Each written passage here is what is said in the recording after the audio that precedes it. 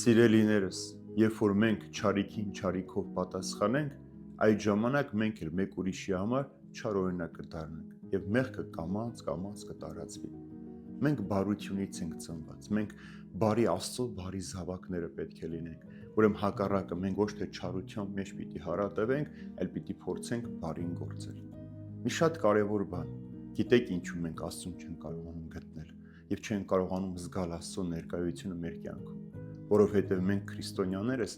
ավելի շատ հրաշքներ ենք փնտրում, քան հենց ինք Աստծուն ենք փնտրում։ Եվ ինչու չենք տեսնում Աստծուն, չենք զգում նրա ներկայությունը, որովհետև այդ փնտրտուքի մեջ մենք չարանում ենք, օտարանում ենք, երբեմն հիասթափվում ենք, որովհետև մեր փնտրած Աստծո ներկայությունը չէ մեր կյանքի մեջ, այլ Աստծուց եկող հրաշքները, պարգևները, շնորհները, բայց ոչ երբեք Աստված ինքը։